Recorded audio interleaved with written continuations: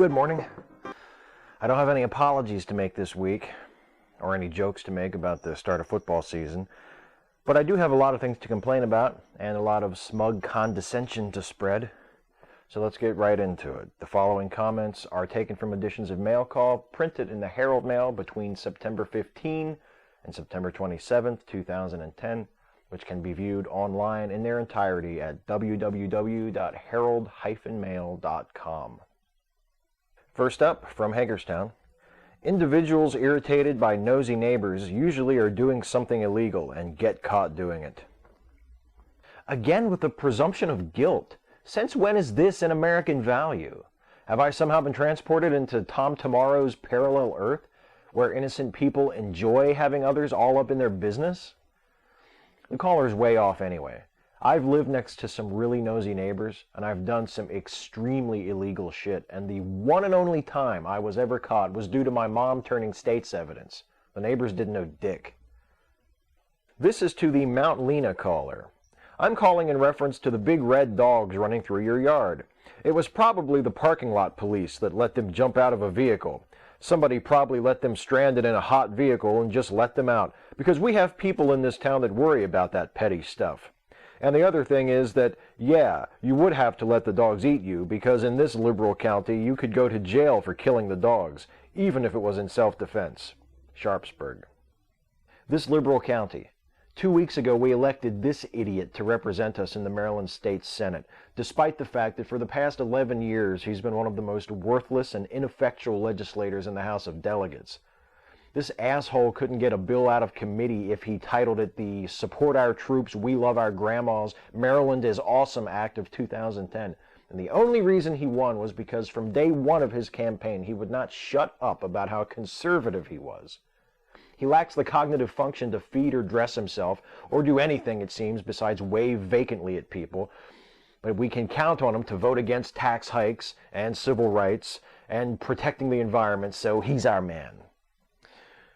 By the way, those of you from outside the area might be wondering how that little twerp Chris Schenck could have won the Senate seat already when 2 weeks ago was only the primary. It's possible because there is no Democratic candidate opposing him in November. This liberal county. Although, if you would side with people who leave their pets locked in hot cars and against those who let the pets out so they don't die, yeah, maybe Washington County would seem a little liberal. It's amazing how in Hagerstown, if somebody swings a baseball bat or kicks a soccer ball, we can write 10 pages about it. But when 16 teams play football games in 2 days, we get 1/4 of an article in one piece of the paper. How about a little bit better coverage of the football around here, like we do the baseball and the soccer? Morgansville. Well, Morgansville, to that suggestion I offer the following 2-word response.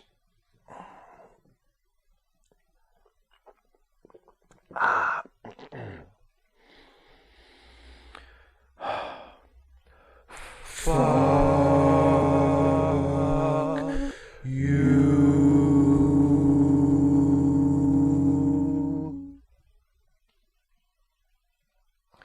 Why can't this paper print where there is bingo being played every night? Why can't they put a schedule in the paper where we can go play bingo and what night it is and what time? What is wrong with this paper? I've been asking since last November, would someone please put a schedule in there of where you play bingo on Monday, Tuesday, Wednesday, Thursday, Friday, Saturday, and Sunday? What is wrong with this paper? Washington County. So to a list that already includes too little coverage of actual important local news, too much glowingly uncritical coverage of every move of seemingly every local church, employing the shittiest sports writer in the world, and wasting endless amounts of space for completely useless features like mail call, I should add not printing a daily bingo schedule. Because the always frustrating, often appalling general incompetence of our only hometown newspaper is nothing compared to its refusal to enable your obsession with playing bingo every goddamn night of the week. Back of the line. It's pretty bad when you can't take your family out to the car show without having the announcer use foul language over the microphone. I thought that was a family event, and it was very disappointing to hear such language. We were there the weekend of Labor Day, and the announcer used foul language over the microphone. Smithsburg. I have no idea what car show you're talking about or what the announcer said, but based on personal experience, I doubt it was any worse than what you heard from your fellow attendees while you and your family were walking around checking out the cars. Most people just don't care enough about your family's tender sensibilities to watch their language while they're around. And they don't have to, and they shouldn't. Not everything in our culture has to be designed to be suitable for your sheltered 6-year-old. If you don't want your kids talking that way, they're your kids. You take care of it. But some of us adults like to talk like adults, and most of the time we see no reason to censor ourselves. So fuck off. That goes for your family, too. This is about the longtime senator who finally did concede, but refused to support his opponent. Talk about someone with a huge sense of entitlement and a I am better than everyone attitude. This guy is exactly what is wrong with our system. Hagerstown. I won't argue with that, but you know what else is wrong with our system? People who go so far as to call the paper to complain about a politician when they don't even know the guy's name. All I can say is thank God for President Obama and the legislators who passed the health care bill. Now I don't have to worry about reaching the maximum lifetime cap due to my husband's multiple sclerosis and my son's autism. We will now be able to stay with the same employer and be able to have health care that we need. Thank you, thank you, thank you. Washington County. Shut up, you liberal shill. Who told you to say that? You need to stop getting your facts about Obamacare and how it affects your husband and son from the likes of Keith Olbermann and Rachel Maddow, who's a lesbo, by the way. Turn off those libs and start watching Glenn Beck and Sean Hannity, and then maybe you'll realize that your family's slightly improved quality of life is destroying America. God bless you. It's nice to see defeated candidate Ted Brennan supporting Neil Parrott for the fall elections. Too bad that another defeated candidate has to be a spoilsport, and then his Democratic friends have to try to rescue him. If they had been smart and in tune with the times, they would have seen this coming. Tea Party or no Tea Party, it's time for the conservatives to make changes.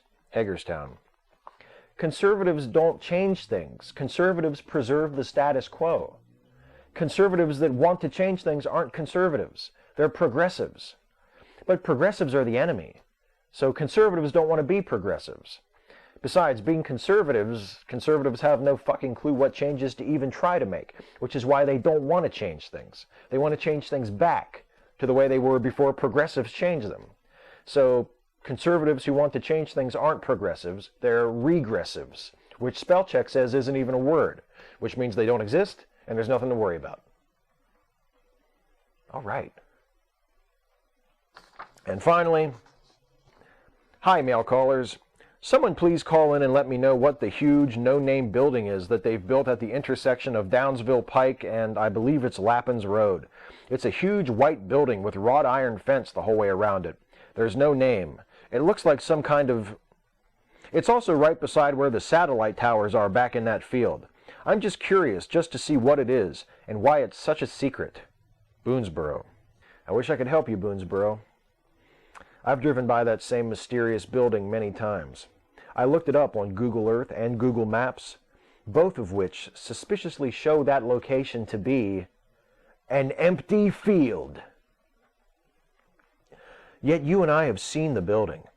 What's Google trying to hide? And can it be a coincidence that I'm making this video on the very same day when there's to be a press conference announcing that aliens have been secretly dismantling our nuclear weapons? The address of the building, by the way, is 17415 Progress Way. The property is owned by T. Rowe Price and was developed by Liberty Excavators, a construction firm out of Gettysburg. Oh, and that gate that I showed you on that previous photo, that out-of-date Google Maps photo of Progress Way, that gate's gone. You can drive right down there, past the building. The road doesn't go anywhere. There's just a roundabout at the end where you can turn around and come back. There is the wrought iron fence, but there's an open gate. You can drive right through, and I saw a couple of cars in the parking lot. That information, plus how very, very easy it was for me to get my hands on it, tells me that whatever that white building is, it's relatively innocuous, not a secret, and not worth getting all paranoid about.